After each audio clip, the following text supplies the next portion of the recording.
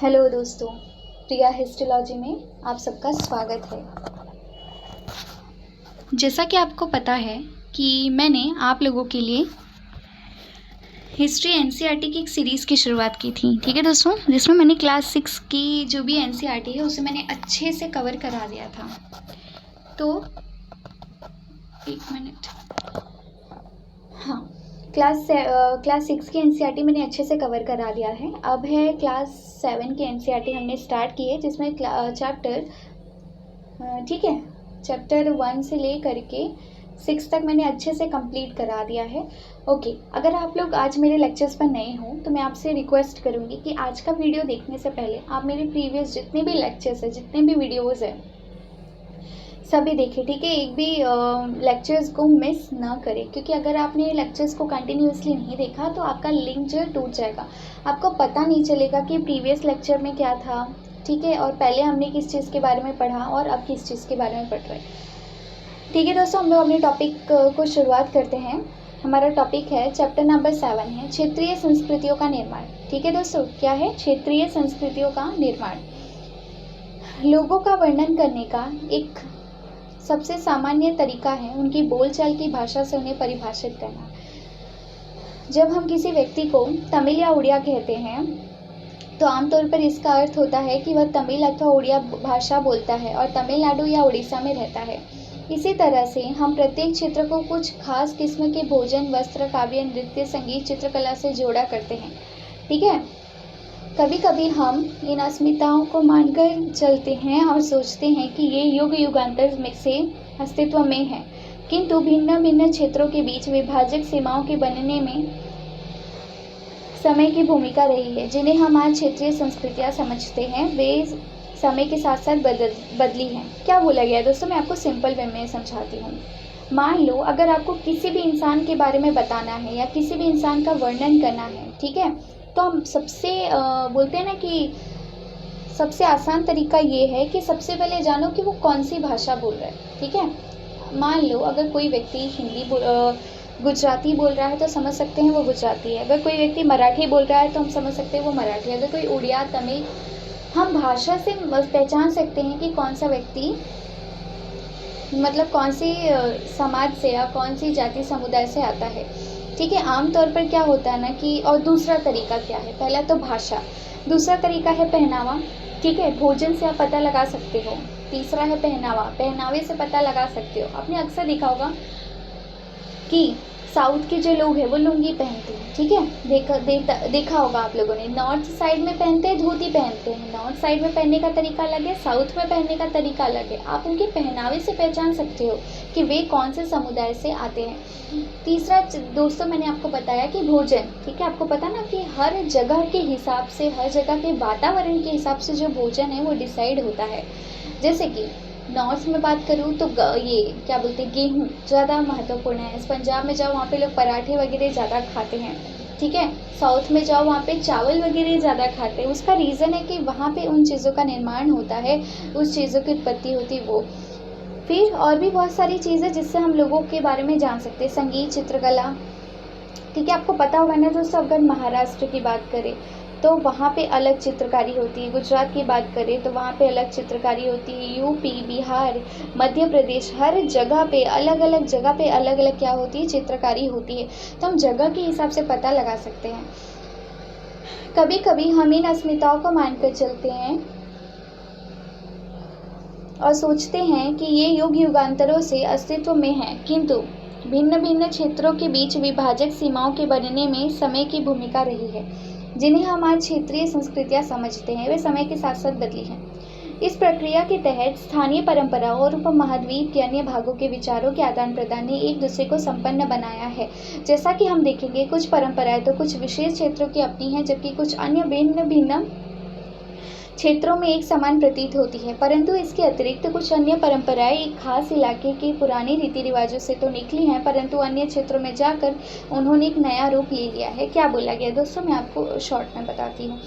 ऐसा बोला गया कि मान लो भारत उपमहाद्वीप है। ठीक है, क्या है? भारत उपमहाद्वीप है। तो भारत के उपमहाद्वीप में बहुत सारे राज्य हैं। ठीक है, अलग अलग क्या हैं, राज्य है। ये उपमहाद्वीप है और ये क्या है, राज्य है। तो ये सारे जो भी राज्य है दोस्तों, सभी की अपनी संस्कृति परंपरा होगी, सभी के अपने रीति रिवाज होंगे, ठीक है। यूपी में अलग तरह से शादी होती है, साउथ में अलग तरह से, पंजाब में अलग तरह से, ठीक है। हर जगह पर उनकी अलग अलग संस्कृति है, अलग अलग नीति नियम है। हम क्या करते हैं दोस्तों, हम ये करते हैं कि हमें जो भी रीति रिवाज, जिस भी जगह का परंपरा या रीति रिवाज अच्छा लगता है, हम क्या करते हैं, उसे अपना लेते हैं। क्या करते हैं दोस्तों, अपना लेते हैं। इससे क्या होता है ना कि वो संस्कृति पहले वाले राज्य में तो थी ही, साथ ही में हमारे राज्य में भी वो आ जाती है साथ में, ठीक है। तो ये जो चैप्टर है ना, बस आपको यही समझना है कि क्षेत्रीय संस्कृतियों का निर्माण कैसे हुआ। उसके लिए आपको बताना है कि क्षेत्रीय क्या है। क्षेत्रीय के बारे में मैंने आपको बताया है दोस्तों। और क्षेत्र मतलब क्या होता है ना कि जैसे कि भारत में 28 है, अब पहले 29 से 28 राज्य है। ये राज्य भी अलग अलग क्षेत्रों में बटे हुए हैं, ठीक है। किसमें बटे हुए दोस्तों, अलग अलग क्षेत्रों में बटे हुए हैं, ठीक है। यहाँ से हो गया था, हमने इतना कंप्लीट कर लिया था। अब यहाँ पे आते हैं चेर और मलयालम भाषा का विकास। अब हम जानेंगे कि चेर और मलयालम भाषा का विकास कैसे हुआ। ओके दोस्तों, मैं आपसे थोड़ा सा ना क्षमा चाहूँगी, क्योंकि ना थोड़ा कंस्ट्रक्शन का काम चालू है, तो शायद आप लोगों को बैकग्राउंड में ना कुछ वॉइस आ सकती है, लेकिन क्या करें, अभी तो हमको लेट गो करना पड़ेगा, क्योंकि हमारा कंसंट्रेशन सिर्फ इसी चीज़ पे है कि कैसे मैं आप लोगों को सारी की सारी एनसीईआरटी की कंटेंट अच्छे से और डिटेल में बता पाऊँ, ठीक है। तो आइए कंटिन्यू करते हैं। चेर और मलयालम भाषा का विकास कैसे हुआ। आइए भाषा और क्षेत्र के बीच अंतर संबंध के एक उदाहरण से अपना विश्लेषण प्रारंभ करें। महोदयपुरम का चेर राज्य प्रायद्वीप के दक्षिणी पश्चिमी भाग में, जो आज के केरल राज्य का एक हिस्सा है,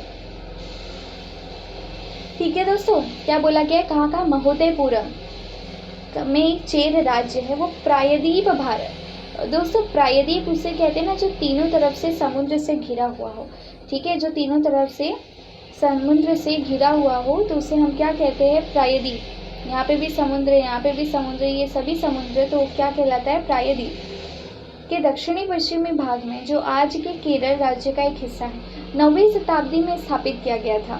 संभवतः मलयालम भाषा इसी इलाके में बोली जाती थी। क्या बोला गया, एक चेर राज्य था, उस राज्य में कौन सी शताब्दी दोस्तों, 9वीं शताब्दी। एक स्टोरी है, आपको याद रखना है कि मलयालम भाषा कैसे आई। तो वहाँ पर मलयालम भाषा जो है उसी इलाके में बोली जाती थी। शासकों ने मलयालम भाषा एवं लिपि का प्रयोग अपने अभिलेखों में किया। शासकों ने क्या है, देखो, शासकों ने मलयालम भाषा एवं लिपि का प्रयोग कहाँ पे किया, अपने अभिलेखों में किया। वस्तुतः इस भाषा का प्रयोग उपमहाद्वीप के सरकारी अभिलेखों में किसी क्षेत्रीय भाषा के प्रयोग के सबसे पहले उदाहरणों में से है।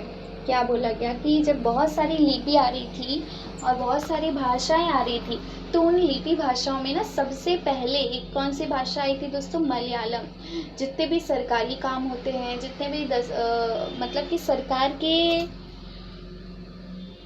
काम होते हैं, उनमें मलयालम भाषा का प्रयोग होता है। साथ साथ 6 लोगों ने संस्कृत की परंपराओं से भी बहुत कुछ ग्रहण किया।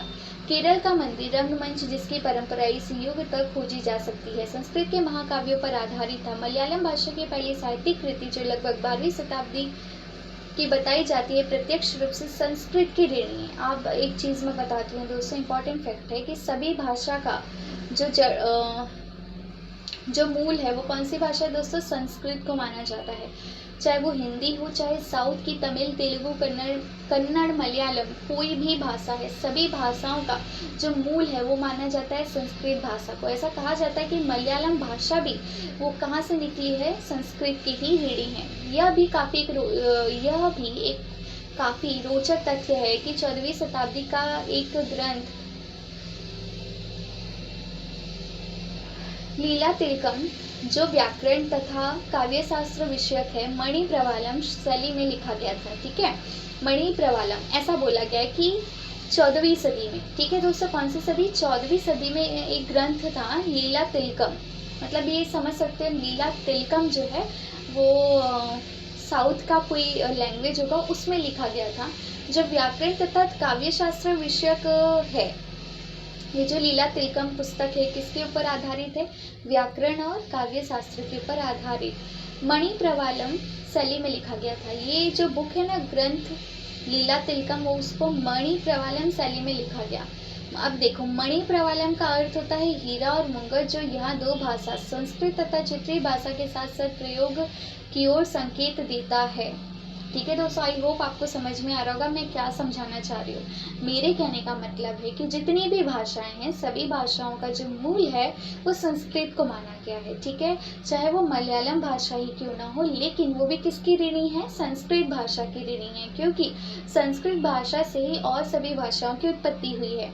अगर हम नेक्स्ट बात करें कि 14वीं सदी में एक ग्रंथ लिखा गया था कि लीला तिलकम, वो जो ग्रंथ था उसमें व्याकरण और काव्य शास्त्र के बारे में चीजें बताई गई थी, लेकिन उसको लिखा गया मणि प्रवालम शैली में। मणि प्रवालम का शाब्दिक अर्थ होता है हीरा और मूंगा, जो यहाँ की दो भाषाओं संस्कृत तथा क्षेत्रीय भाषा के साथ साथ प्रयोगों की ओर संकेत करता है।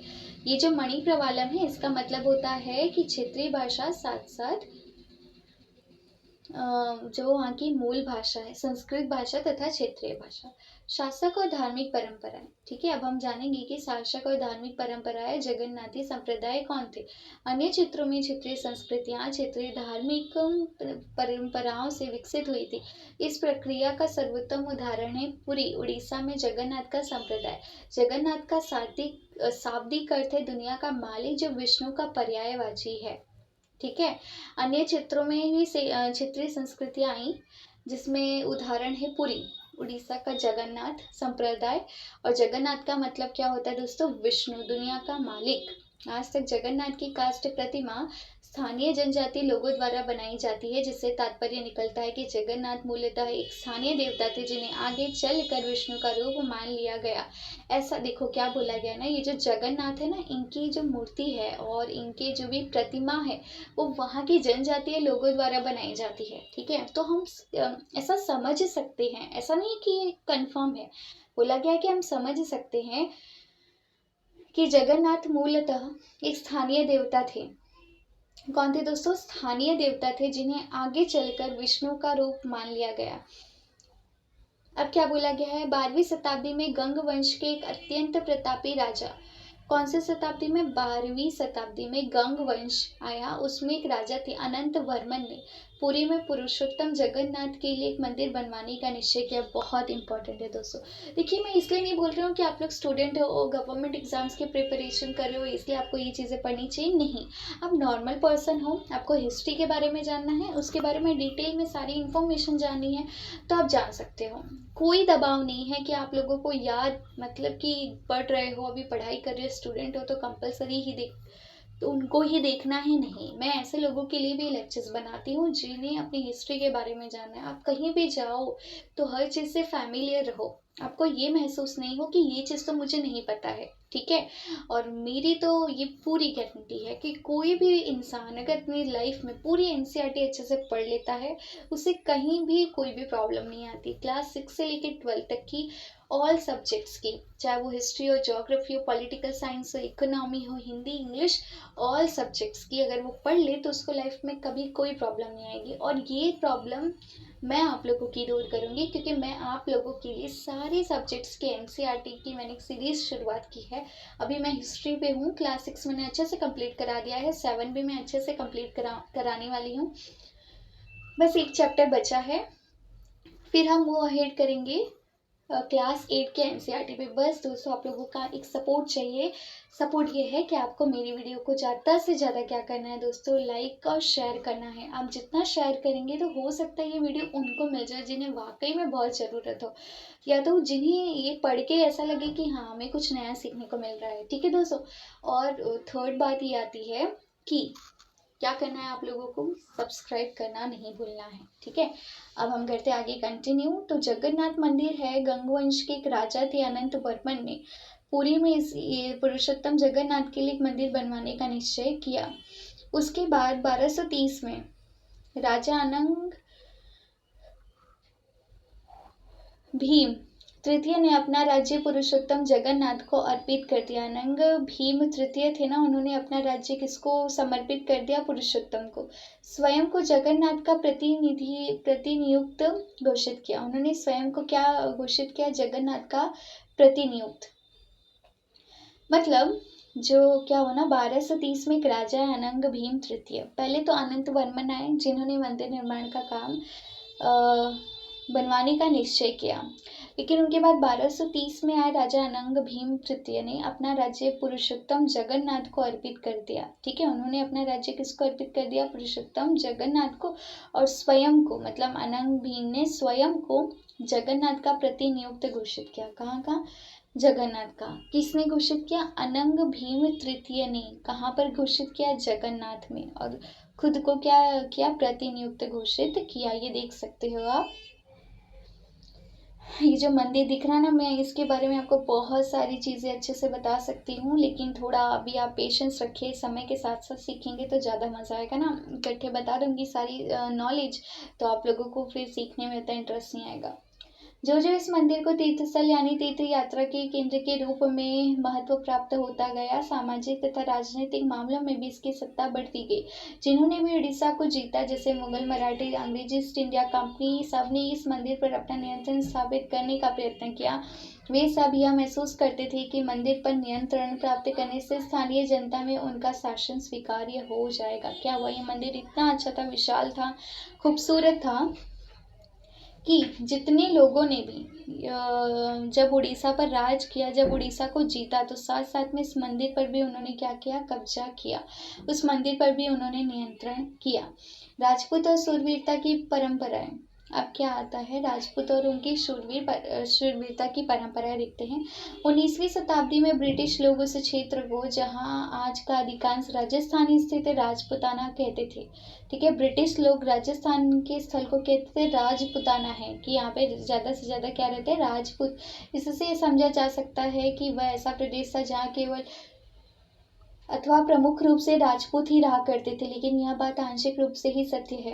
ऐसे अनेक समूह थे जो, और आज भी है, जो उत्तरी और मध्यवर्ती भारत के अनेक क्षेत्रों में अपने आप को राजपूत कहते हैं। यह भी सच है कि राजस्थान में राजपूतों के अलावा अन्य लोग भी रहते हैं, तथापि अक्सर यह माना जाता है कि राजपूतों ने राजस्थान को एक विशिष्ट संस्कृति प्रदान की।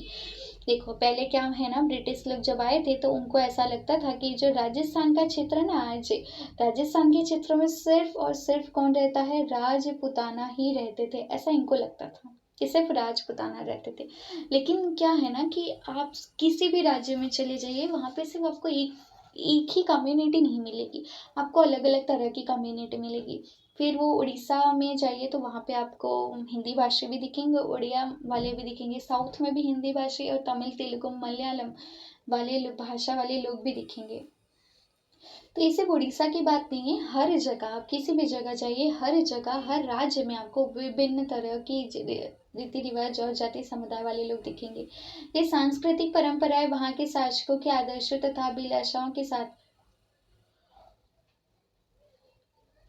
घनिष्ठता से जुड़ी हुई थी। लगभग 8वीं शताब्दी से आज के राजस्थान के अधिकांश भाग पर विभिन्न परिवारों के राजपूत राजाओं का शासन रहा है। ठीक है, राजस्थान के अधिकांश भाग पर किसका शासन रहा है? राजपूत राजाओं का शासन रहा है। पृथ्वीराज द्वितीय एक ऐसा ही शासक था। ये शासक ऐसे शूरवीरों के आदर्श को अपने हृदय में संजोए रखते थे। कौन? पृथ्वीराज द्वितीय।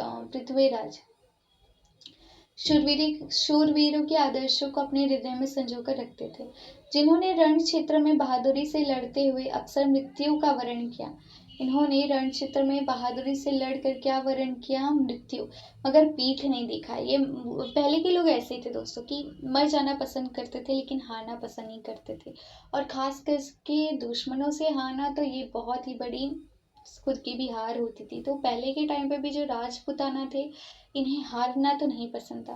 राजपूत सूरवीरों की कहानियां काव्यों एवं गीतों में सुरक्षित है। ये विशेष रूप से प्रशिक्षित चारण भाटों द्वारा गाई जाती है।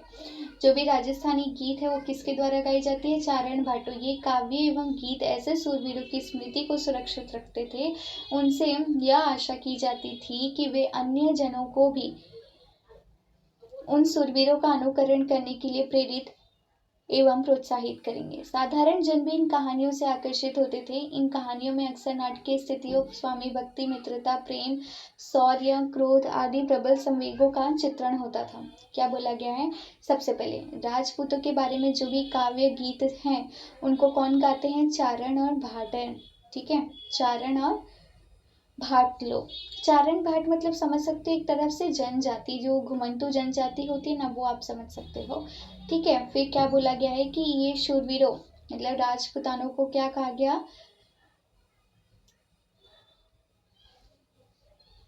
शूरवीर कहा गया।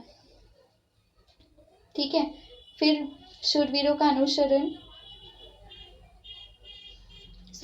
अनुकरण करने के लिए प्रेरित किया गया, प्रोत्साहित किया गया। फिर क्या हुआ धीरे धीरे कि इनकी जो कहानियां होती थी उस कहानियों में ना स्वामी भक्ति, मित्रता, प्रेम, शौर्य, क्रोध सभी के बारे में चित्रण होता था।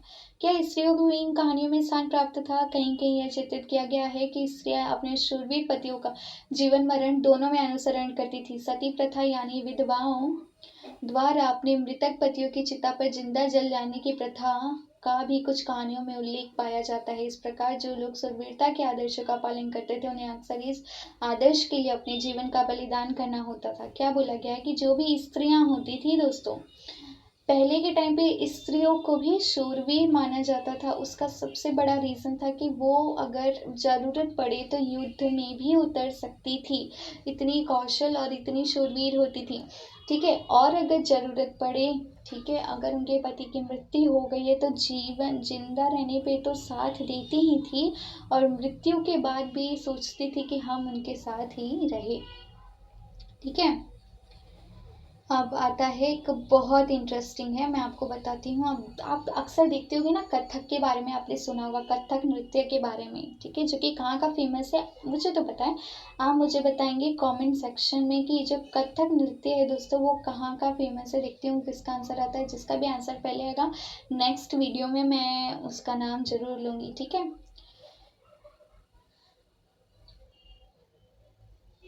स्टार्ट करते हैं। 1 मिनट। हाँ, क्षेत्रीय सामंतों से परे कथक नृत्य की कहानी। यदि शूरवीरता की परंपराएं भिन्न भिन्न क्षेत्रों में भिन्न भिन्न रूपों में मिल सकती हैं तो नृत्य के विषय में भी यही सच है। आइए नृत्य के एक रूप कथक के इतिहास को देखें। और यह नृत्य शैली उत्तर भारत के अनेक भागों से जुड़ी हुई है। मैंने अभी कहा, देखो यहाँ पे तो आपको बता दिया गया है। आई होप ये एनसीईआरटी नहीं चाह रहा कि आप लोग आंसर दो अच्छे से, बट फिर भी आप लोग को कमेंट सेक्शन में देना है। ये बता दिया है कि ये शैली उत्तर भारत, कहाँ पे दोस्तों? उत्तर भारत, दक्षिण भारत नहीं, उत्तर भारत के विभिन्न भागों में है। कथक शब्द कथा शब्द से निकला है। ये जो कथक शब्द है दोस्तों कहाँ से निकला है? कथा शब्द से निकला है, जिसका प्रयोग संस्कृत तथा अन्य भाषाओं में कहानी के लिए किया जाता है। कथक मूल रूप से उत्तर भारत के मंदिरों में कथा यानी कहानी सुनाने वालों की एक जाति थी। ये कथाकार अपने हाव भाव तथा संगीत से अपनी कथा वाचन को अलंकृत किया करते थे। ठीक है, क्या? अपने हाव भाव और संगीत से कथा गाते थे। संगीत में ही पूरी कथा सुना देना। आपने सुना होगा ना, अगर आपने लव कुश कांड देखा होगा तो रामायण में अंत में आते हैं वो, उन्होंने अपने संगीत के माध्यम से ही पूरे रामायण को बता दिया कि क्या कब कैसे हुआ। वही सारी चीजें बताई गई है कि 15वीं तथा 16वीं शताब्दियों में भक्ति आंदोलन के प्रसार के साथ कथक एक विशिष्ट नृत्य शैली का रूप धारण करने लगा। कब? कि पहले तो ये संगीत में था कथक कि, लेकिन जैसे जैसे भक्ति आंदोलन बढ़ा, भगवान के प्रति प्रेम आस्था बहुत ही अपार श्रद्धा जब होने लगी, जागृत होने लगी लोगों के मन में, तो उन्होंने क्या किया, इसे संगीत से किस में कन्वर्ट कर दिया? नृत्य में कर दिया। अब जो कथा वो संगीत के तौर पे सुनाते थे, अब वही कथा वो नृत्य के रूप में सुनाएंगे। राधा कृष्ण के पौराणिक आख्यान कहानियां लोकनाट्य के रूप में भी प्रस्तुत किए जाते थे, जिन्हें रासलीला कहा जाता था। ठीक है, भगवान श्री कृष्ण के बारे में कुछ भी बताना हो तो रासलीला के माध्यम से बताया जाता था। रासलीला में लोक नृत्य के साथ कथक कथाकार के मूल हाव भाव भी जुड़े होते थे। मुगल बादशाहों और उनके अभिजातों के शासनकाल में कथक नृत्य राज दरबार में प्रस्तुत किया जाता था। ठीक है, मुगल जो बादशाह थे ना, इन लोग क्या था ना कि पहले के जो राजा महाराजा थे उन्हें मनोरंजन बहुत पसंद है। आज के टाइम जैसे टीवी रेडियो तो पहले के टाइम पे था नहीं, तो लोग नृत्य और संगीत के माध्यम से ही मनोरंजन करते थे। तो मुगल बादशाह जो होते थे वो अपने दरबार में अक्सर कथक नृत्य करवाते थे, जहां इस नृत्य ने अपने वर्तमान अभिलक्षण अर्जित किए और वह एक विशिष्ट नृत्य शैली के रूप में विकसित हो गया। आगे चलकर यह दो परंपराओं अर्थात घरानों में फला फूला, राजस्थान के राज दरबारों में और लखनऊ में। दो घरानों में फला फूला, एक तो राजस्थान के दरबारों में और लखनऊ में ये फला फूला।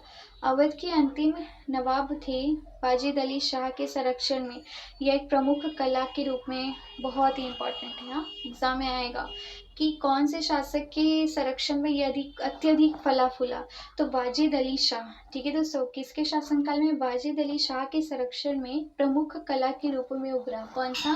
कथक। किसके शासनकाल में?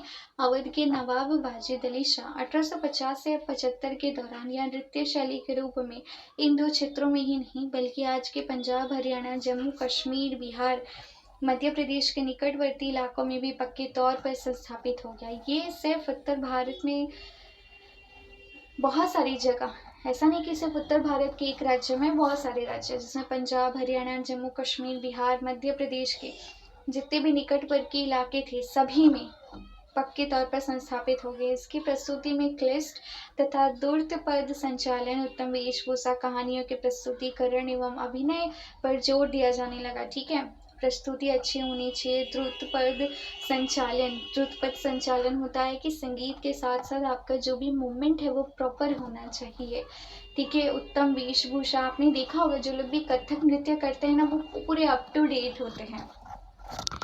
पैर में पायल, उसके बाद अच्छे से उन्होंने जो भी पोशाक है वो पहने होते हैं। कहानियों के प्रस्तुतिकरण एवं अभिनय पर जोर दिया जाने लगा। अनेक अन्य सांस्कृतिक गतिविधियों की तरह कथक को भी 19वीं तथा 20वीं शताब्दियों में अधिकांश ब्रिटिश प्रशासकों ने नापसंद किया। ठीक है, बट होता है ना कि हर सिक्के के दो पहलू होते हैं। अगर कथक को मुगलों द्वारा पसंद किया जाता था तो ब्रिटिशों द्वारा उसे नापसंद भी किया गया, फिर भी यह जीवित बचा रहा और गणिकाओं द्वारा पेश किया जाता था। ठीक है दोस्तों, गणिका बहुत इंपॉर्टेंट है। क्या होता है गणिका, मैं बताती हूँ। ऐसा नहीं जिनको गणित आता है।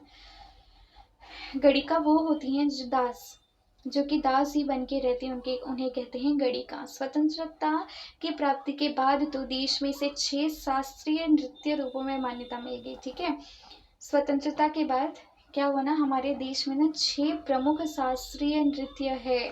ओके, आपको एक होमवर्क देती हूँ। आपको ना क्या करना है, सर्च करके लाना है। थोड़ा काम तो खुद भी करना है ना, सर्च करके लाना है कि हमारे देश में कुल कितने शास्त्रीय नृत्य है। 6 तो है, ये तो बता दिया गया है, बट कौन कौन से हैं ये पता करके आना है। जिसमें से एक तो पता चली गया है, कथक है। बाकी के 5 आप लोगों को खुद बताना है। मुझे पता है, मैं अभी बता सकती हूँ, लेकिन थोड़ा काम तो आप लोगों को भी देना है, आप लोगों को भी करना है। शास्त्रीय नृत्य रूपों में मान्यता मिल गई। ठीक है, अब शास्त्रीय नृत्य क्या होते हैं और ये आप पढ़ोगे ना तो आपको इसमें आंसर मिल जाएगा। चलो इसे पढ़ ही लेते हैं। किस कला रूप को शास्त्रीय माना जाए? इस प्रश्न का उत्तर देना अक्सर बहुत कठिन होता है। क्या हम उस रूप या शैली को शास्त्रीय कहते हैं जिसका विषय धार्मिक हो, अथवा क्या हम उसे शास्त्रीय इसलिए मानते हैं क्योंकि उसके लिए अत्यधिक कौशल की आवश्यकता होती है जो कई वर्षों के लंबे प्रशिक्षण से ही प्राप्त होता है, अथवा यह शास्त्रीय इसलिए है क्योंकि निर्धारित नियमों के अनुसार ही प्रदर्शित या प्रस्तुत किया जाता है और इसमें विभिन्नताओं को प्रोत्साहन नहीं दिया जाता है। ये ऐसे प्रश्न हैं जिन पर हमें विचार करने की आवश्यकता है। यह भी स्मरणीय है कि बहुत से ऐसे नृत्य रूपों में जिन्हें लोक नृत्य की श्रेणी में रखा गया है वे विशिष्टताएं पाई जाती हैं जिन्हें शास्त्रीय रूपों का विशिष्ट लक्षण बताया जाता है। यद्यपि शास्त्रीय विशेषण का प्रयोग उन कला रूपों की विशिष्टता का सूचक हो सकता है, फिर भी यह हमेशा शब्द सही नहीं होता है। अन्य नृत्य रूप जिन्हें इस समय शास्त्रीय माना जाता है, मैं एक चीज बताती हूँ। शास्त्रीय नृत्य किसे माना जाता है? मान लो कोई एक समुदाय है, कोई एक जाति है या राज्य है, उस राज्य में जिस भाषा को बोलने वाले लोग ज़्यादा रहते हैं, जो भाषा अत्यधिक बोली जाती है, जो धर्म को कुछ ज़्यादा फॉलो किया जाता है, मतलब एक स्पेसिफिक धर्म होगा उनको ज़्यादा फॉलो किया जाता है, तो उन्हीं धर्म के लोगों का जो भी नृत्य होता है उसे क्या बना दिया जाता है? शास्त्रीय नृत्य बनाया जाता है। देखिए ये 6 बहुत इंपॉर्टेंट है, हर एग्जाम में पूछा जाएगा। यूपीएससी हो, सीएससी हो, यूपीएससी एसएससी हो, नेट हो, कोई भी आपको पूछा जाएगा कि बताइए, तो आपको आंसर देना है। 6 है। एक तो कथक पढ़ा, जो कि वो स्पेसिफिक फेमस है यूपी का, बट उत्तर भारत आप कह सकते हो। भरतनाट्यम है तमिलनाडु, कथकली है केरल, और कथक है, याद रखना, उत्तर प्रदेश में। अक्सर कंफ्यूज होते हैं कथक में और कथकली में। कथकली केरल और कथक है उत्तर प्रदेश। ओडिसी उड़ीसा में, कुचिपुड़ी आंध्र प्रदेश में, मणिपुरी मणिपुर में। ठीक है दोस्तों, तो यहाँ पे हमारा इतना पोर्शन कंप्लीट होता है। अब बाकी का हम लोग नेक्स्ट लेक्चर में करेंगे, बट आई होप कि आप लोगों को कंटिन्यूटी बनाए रखना है, मेरे लेक्चर्स को कंटिन्यूसली देखना है। अगर प्रीवियस लेक्चर्स छूट रहे हैं तो उन्हें पहले देखिए, उन्हें कंप्लीट करो, फिर आगे के लेक्चर्स देखो। ठीक है, नोट्स बनाते जाओ, साथ में टेक्स्ट बुक है तो अंडरलाइन करो।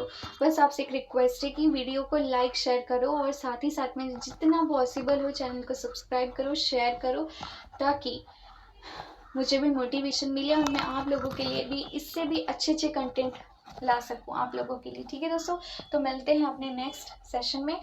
गुड बाय, और अपना ध्यान रखो, और साथ ही साथ में रिवीजन करते रहो। ठीक है, मिलते हैं आप नेक्स्ट सेशन में। Okay, good bye.